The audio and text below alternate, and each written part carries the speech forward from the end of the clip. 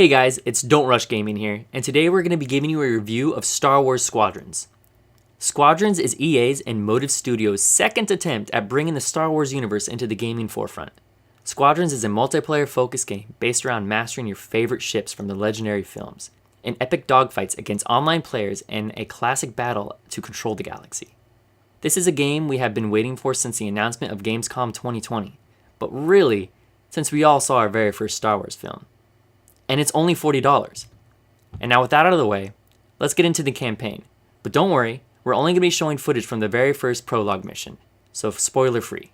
To start things off, the campaign is a nice length, coming in around 7 hours. The story begins a few months after the events of the Return of the Jedi, and follows two characters fighting on both sides of the war between the Empire and the New Republic factions. The characters are well fleshed out, but don't offer too much in the way of meaningful conversation. The story has memorable set pieces and some incredibly beautiful visuals. But overall, the campaign feature moments come from some of the intense battles and decently written cutscenes. True Star Wars fans may or may not notice a few nods to the original movie sagas too, and the TV show Rebels as well. Gamers who played Battlefront 2's campaign might also find some references to the story as well. The game offers various difficulties, starting with Story Mode, as you guessed it, a story-focused version of the campaign that doesn't offer much in the challenge of your progress through the levels, but lets you focus on the main story. Or for you gamers wanting a real challenge, the Ace difficulty is where you want to hone your skills with the Instruments Only mode and navigate the battlefield with only what's onboard instruments are available in the cockpit with the zero HUD display for the true immersion.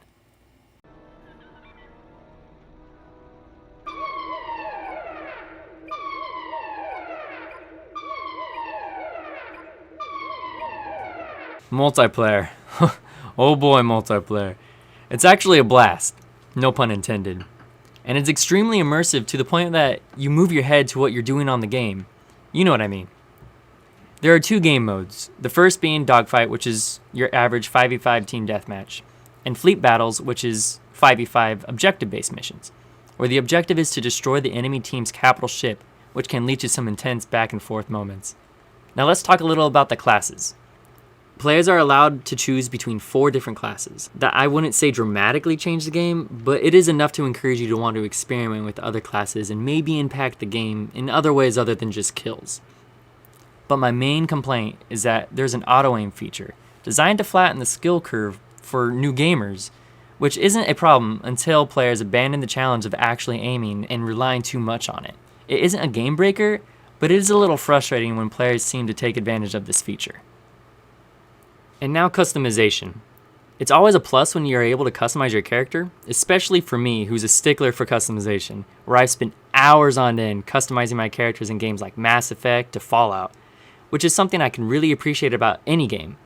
But the customization in Squadrons is very vanilla, with only a few preset options for things like face, body type, or skin color. The New Republic does have more customization options, with 4 different alien races to unlock with Glory, the game's currency system, which you require through leveling up or completing challenges.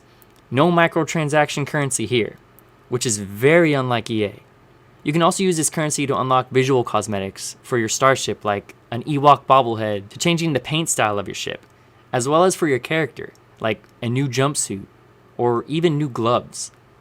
Overall, Star Wars Squadrons is a fun game, especially for the $40 price tag.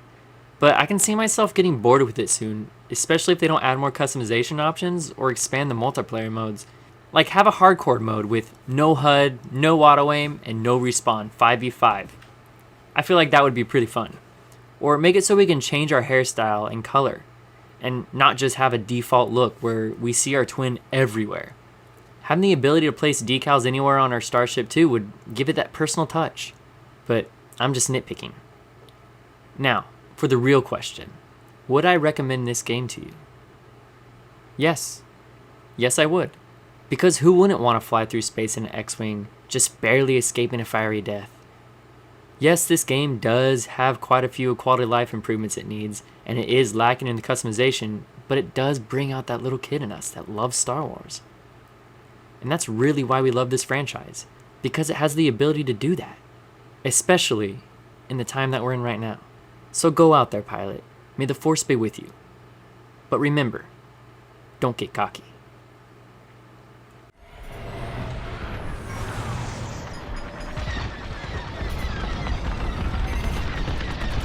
Hey guys, thank you for watching our review of Star Wars Squadrons. If you liked it, make sure you hit that like button, and if you have yet to subscribe, make sure you hit that subscribe button as well. And we would like to know what you think about the game. Did you like it? Do you hate it? Let us know in the comments down below. And while you're down there, leave a suggestion for the next game you want us to review. We'll see you in the next one.